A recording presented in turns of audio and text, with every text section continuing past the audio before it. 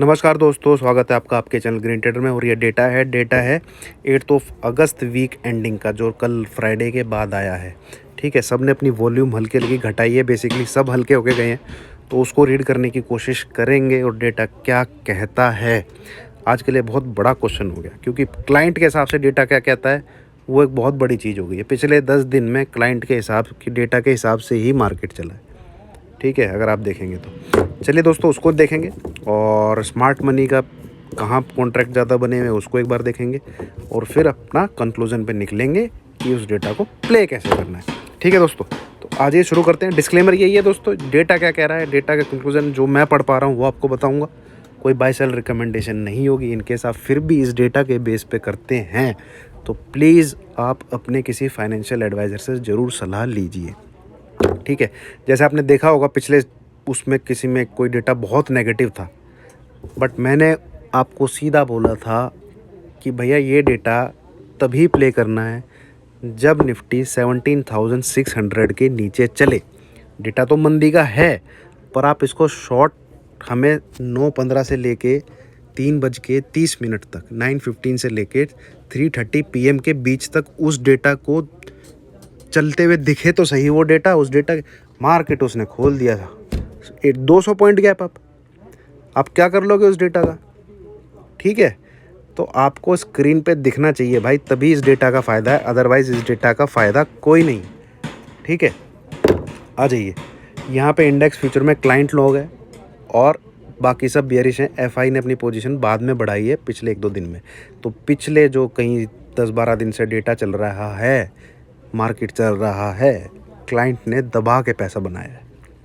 ठीक है, अब थोड़े क्लाइंट राइटिंग में बैठ गए हैं और इनकी बाइंग की अगेंस्ट में बैठे हैं एफआई 145। तो ये हिस्सा क्या कह रहा है? एज़ पर एफआई कहते हैं मार्केट किसके हिसाब से चलता है? स्मार्ट मनी के हिसाब से चलता है।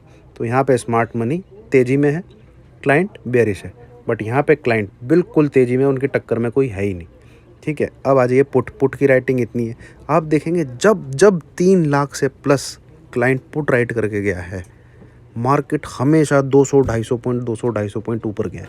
पिछले 1 महीने का डेटा निकाल लो दोस्तों, जब जब ये पुट राइटिंग -348 हुई है, मार्केट ने ऊपर की तरफ ही कदम बढ़ाए हैं, क्लाइंट ने दबा के पैसा बनाया है। ठीक है, यहाँ पे ये पार्टी नुकसान कर रही है एफआई। ठीक है, ये दबा के इनकी चड्डियाँ उतरी हैं, एफआई की भी और प्रोज की। पुट बाइंग करके डीआईज की भी इंक्लूडिंग है, तीनों पार्टी हैं, और मार्केट जाता ऊपर है। तो पुट राइटिंग में तो एक ही बंदे बैठे हुए हैं भैया, मुर्गे को खाना खिलाया जा रहा है, मोटा किया जा रहा है किसी दिन हलाल करने के लिए, पता नहीं। बट पिछले 1 महीने में तो जब जब पुट राइटिंग बढ़ी है, मार्केट ऊपर ही गया है। निकाल के देख लीजिए आप किसी भी दिन डेटा। ठीक है, तो as per smart money put buying इसने घटाई है अपनी, क्या कहते हैं, जो लेटेस्ट डेवलपमेंट हुई है एफआई ने, और अपनी कॉल को थोड़ा बहुत बढ़ाया है, बट न्यूट्रल टाइप समझेंगे तो कॉल की तरफ से इतनी कोई तेज़ी दिख नहीं रही, बट पुट इन्होंने ज़रूर घटाई है। 2,46,000 से 1,96,000 हो गए।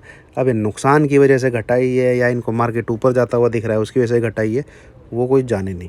ठीक है, स्टॉक फ्यूचर में दबा के बाइंग है, सबसे ज़्यादा पैसा बनाया है इस रैली में।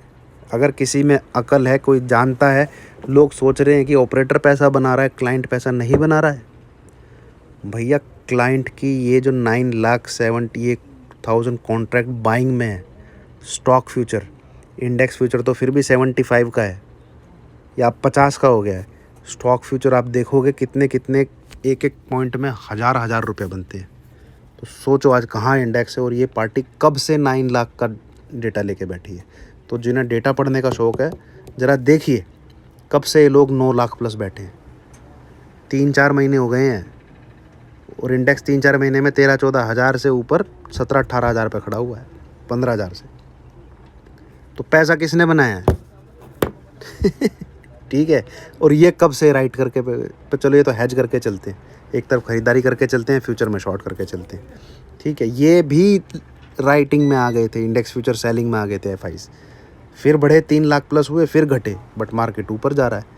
तो क्लाइंट की जो पार्टी है मस्त मज़े में अच्छा खासा खा के बैठी हुई है और खा रही है। ठीक है, अब आ जाइए स्मार्ट मनी के डेटा के हिसाब से कंसोलिडेशन फेज़ में है, ना तेज़ी ना मंदी।